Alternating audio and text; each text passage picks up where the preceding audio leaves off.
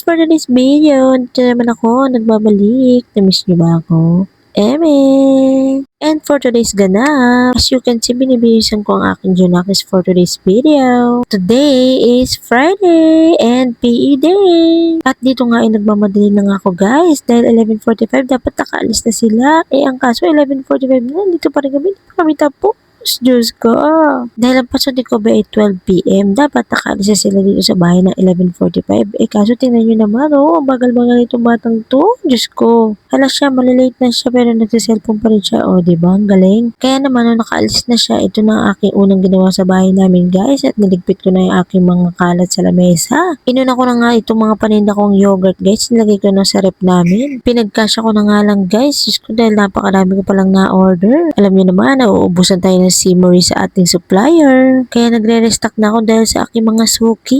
And sa mga nagbabalak umorder dyan, mag-PF na kayo sa akin. Baka maubusan kayo guys. And dito nga napag-isip-isip ko mag-general cleaning na nga at dahil wala naman akong pasok. Dahil nga kahapon pag uwi ko galing duty, ay naglaban na rin ako para wala na akong gagawin ngayon. Pero hindi pala.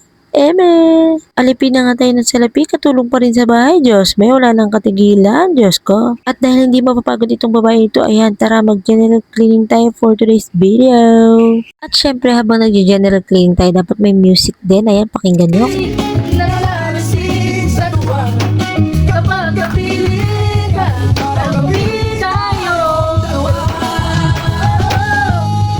At narinig nyo na yung aking boses ng balabangkay. Ano na?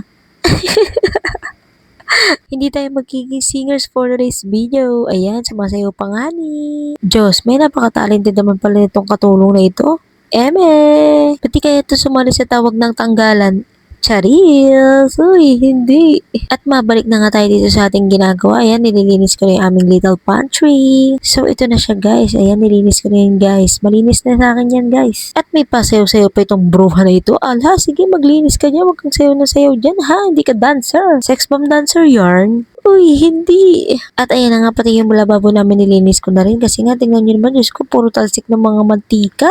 Ewan. Yung lababo namin, di na rin maintindihan. Kaya yan, nilinis ko na rin. Diyos ko, ang dugyot-dugyot. Ewan. Tayo talagang mga nanay, guys. Pag nakikita natin dugyot talaga yung bahay natin, guys, di tayo makatulog. Ano? Para bagang sinasapian tayo ng masamang espiritu. Kahit pagod na tayo, guys, kailangan natin linisin yan kasi ayaw natin makitang dugyot. Tapos yung mga kasama natin sa bahay, parang wala rin talaga mga pakialam. Diyos ko. Alam niyo ba, nung nakaraan pa ako, gigil na linisin tong bahay namin. Wala lang talaga akong oras guys, Diyos ko. At itong mga nakarang alang, parang exhausted talaga ako guys. Sa sobrang stress ko, nang dami ko nakikita sa Blue App. Kung ano-ano na lang talagang nangyayari sa ating Pilipinas, Diyos ko. Di na natapos yung mga issue guys, ano ba naman yan? Kaya na nagkaroon ako ng time at chance na linisin yung bahay namin. Ayan, ginrab ko na yung opportunity guys. English yun, huwag nyo na ipatagalog sa akin, okay na yun. Huwag nyo na ipilit dahil 2 MB lang talaga ang utak ng babaeng ito. So, yun na nga. Balik na tayo dito sa ating ginagawa, guys. At sa wakas, sa araw-araw na ginawa ng Diyos me. Yung platuhan namin, nalinis ko rin sa wakas. Diyos ko, it's achievement! Woo! Uy, hindi.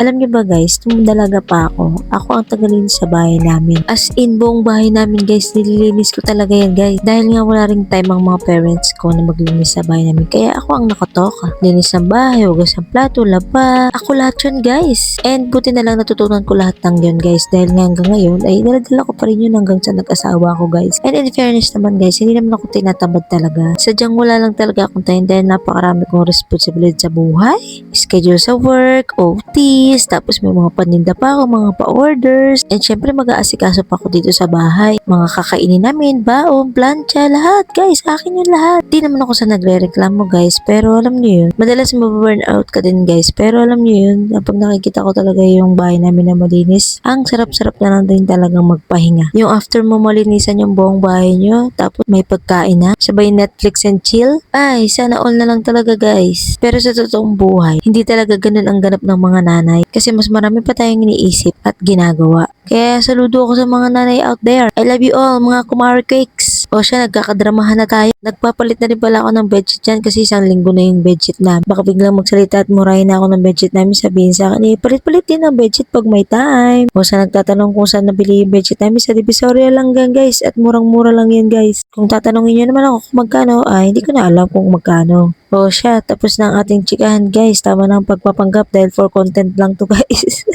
Eme! So, ayan, after ko magpalit ng bedsheet, niligpit ko na rin ang aming higaan. At tinanggal ko na rin yung aming mga tuyong sinampay. Dahil tutupiin na yan at baka abutan na naman ng isang linggo yan, nandyan pa rin. Diyos ko. O siya guys, hanggang dito na lang ang chikahan natin. Masyado na kayo maraming nalalaman sa buhay ko. Thank you for watching guys. See you on my next vlog. Bye!